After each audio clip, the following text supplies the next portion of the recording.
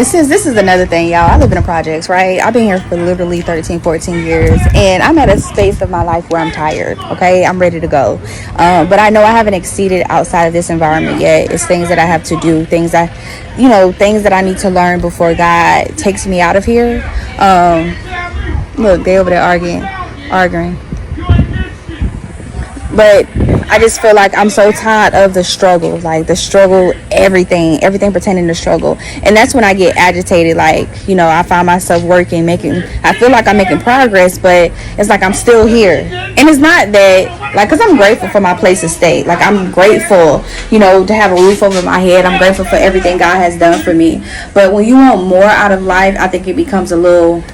You get a little aggravated, but you also got to be grateful for what you do have, because I know it's people out here who would love to have this place that I have right now.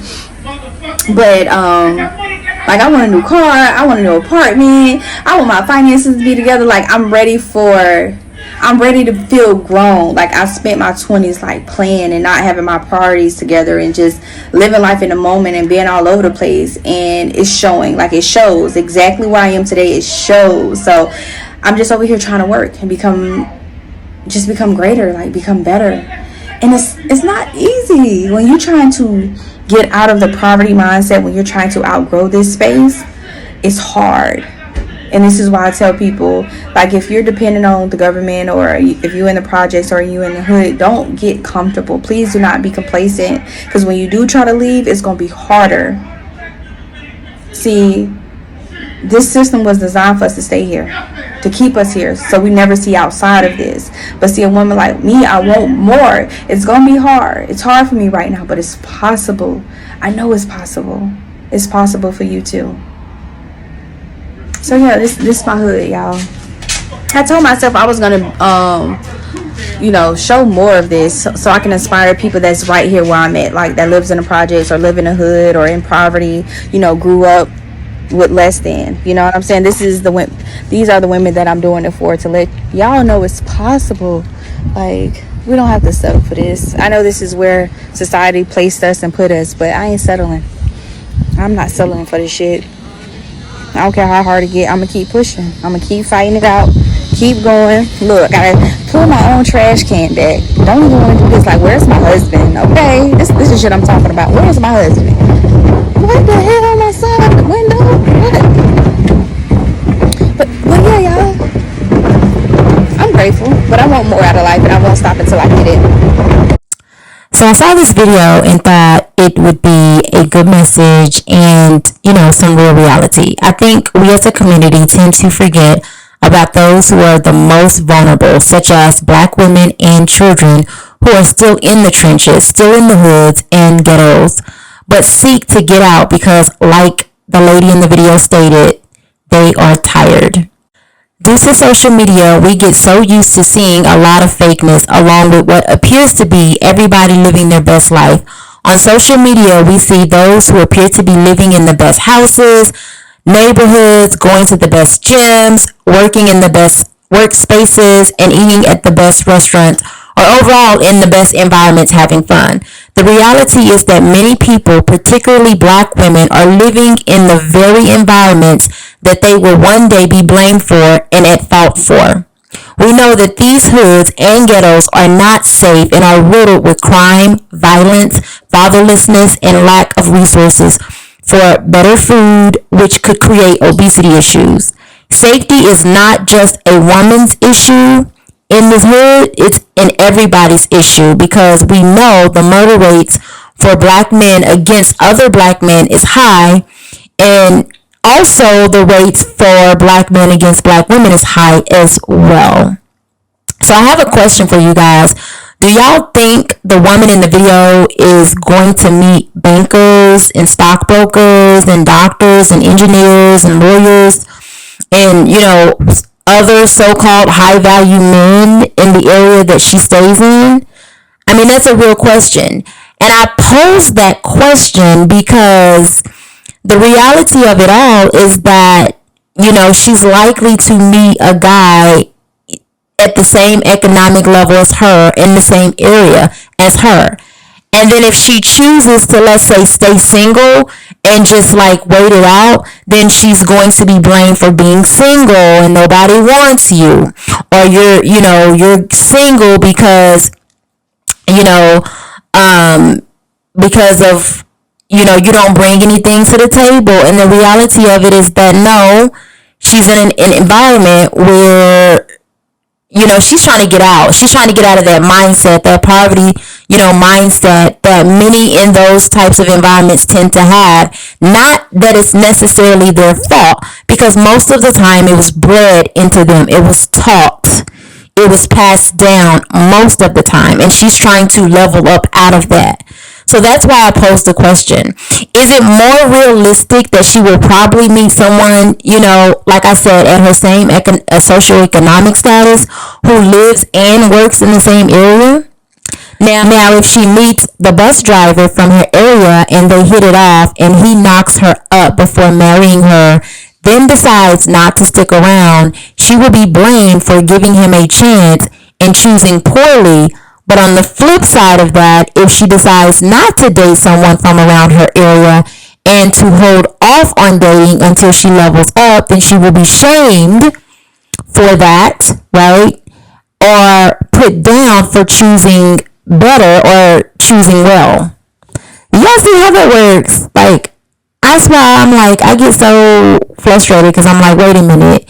So you say choose well and choose better when many of these women are choosing what is around them. So that means that the men that they're choosing are around them, around their area. I mean, let's just be honest. When we hear statistics about the black community, particularly stats related to poverty, crime, violence, fatherlessness, single motherhood, all of which, many times is blamed on those who are the most vulnerable to these things, right?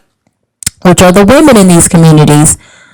The fact is that all of those stats are largely connected to those who live below the poverty line, which is a larger portion of black folks, you guys. I mean, all you gotta do is pull up the statistics.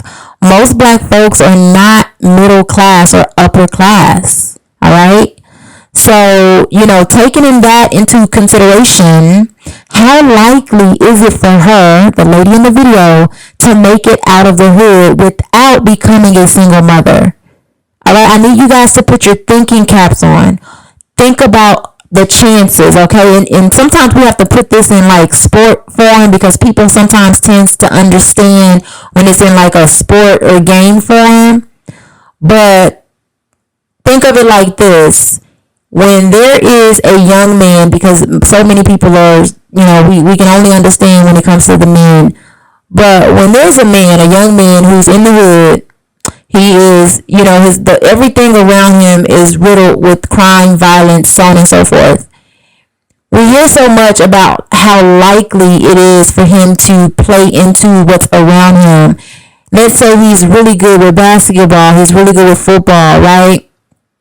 Which is very likely because, there are many black boys and men who are good in sports, right? But not all make it out. Not all make it to the professional level. All right? So, again, if you can understand that, then surely you can understand the other side of that as it relates to women, right? How likely is it for her to make it out without becoming a baby mother, without enduring some type of relationship trauma that sets her back years, without, encountering family trauma or environmental trauma, meaning the society that she lives in, the trauma, the scare, walking to and from her car at nighttime because she's afraid. Weeks ago in the village section of the or having some level of masculinity connected to her, because in the hood, a black woman's survival depends on and is directly connected to her mental strength, emotional strength, physical strength, spiritual strength, and endurance and savviness, being able to, be street smart and savvy and know, what situations look like what. All of that requires that you have a level of masculinity, you guys. When you're growing up in an environment or the environment has been set where you can be soft, you can be feminine, you can be a girly girl, then you're going to take on that persona and your strengths are going to be that. But if you're growing up in the area that the young lady is in, did you guys hear the background? Do you think that she can walk out of her house all sweet and cute and have somebody try her? No, she probably walking up out of there like, I wish you would. Because you have to take that on in those areas. All right? So again, how likely is it that she will meet a 6-figure or 7-figure man in her environment? How likely is it? Because so many times on social media we keep hearing about how, like, if you would have did this, if you become more feminine, then you can meet a 6-figure man. No. How about if you are in the right environment to run into this man, or you have the right money and resources, or you're connected to certain circles? It's like that. And again, these rappers that are making it up out of the hood, and they go back and they get some of the women, but they're not going back to marry these women. They're not going back to start a family with these women. They get money, and after they finish running through the women in their communities and making them baby mamas, the baby, after they finish, just doing whatever. And this is not to say that, they don't take care of their kids or the baby doesn't. He takes care of his kids, but he still has baby mamas all over the place. He's got 3. And then, as you guys see, when he leveled up, did he go find him a wife? No. And I'm just using him as an excuse because he's the first one that came to my mind. But there are many out there. But I want to pose that because, it's how likely is it that she will meet a man that is actively seeking marriage and family in the environment that she's at? She's going to have to level up out of that environment to meet, a better suited man in terms of, if in fact she truly wants to do that and she's, focused. Which brings me to, the ways that she's going to have to go about to level up out of that area. It's going to, require a certain type of mindset. She kind of mentioned it in the video where she mentioned poverty mindset. Well, yeah, when you level up, you got to get rid of that poverty mindset. So, along with, much more, I'm not going to go into details, but it is your mindset. Devotion. She's going to have to be devoted to herself first. If you can't make it out, nobody's going to make it out. You got to make it out first, and then when you get strong and you're able, you can go back and help others. But she's going to have to be devoted to herself and get out first. She's also going to have to be dedicated to her purpose, wherever her purpose may be. And she's going to have to be focused on her goals, right?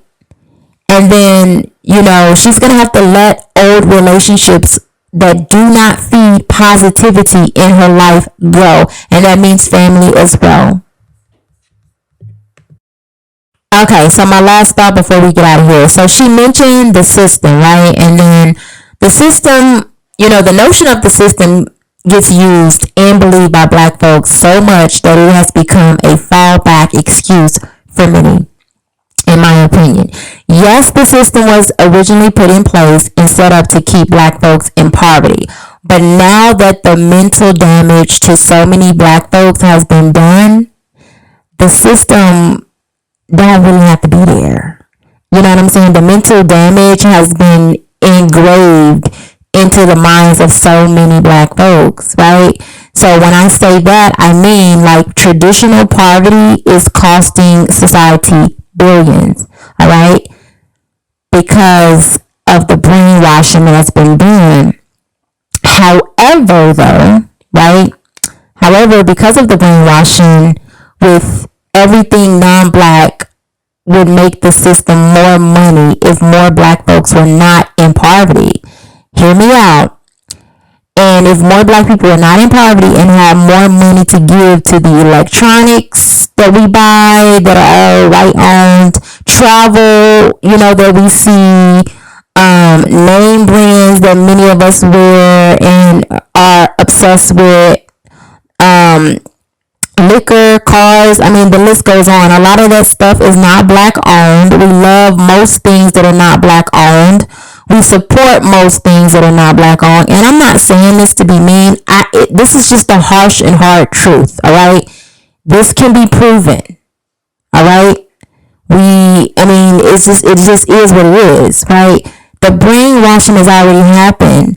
The system is already, it would make more sense for many black people, most black people, to make more money so that they can take that more money and put it right back into the hands of the very people that we say we need to build from and take back our independence, if you will, right? So, back in the day, was it? Yes, but I'm not too, and I'm not saying in all areas, because I do believe in some areas the system does, it's still there. But you guys, come on now, we choose who we put our money to.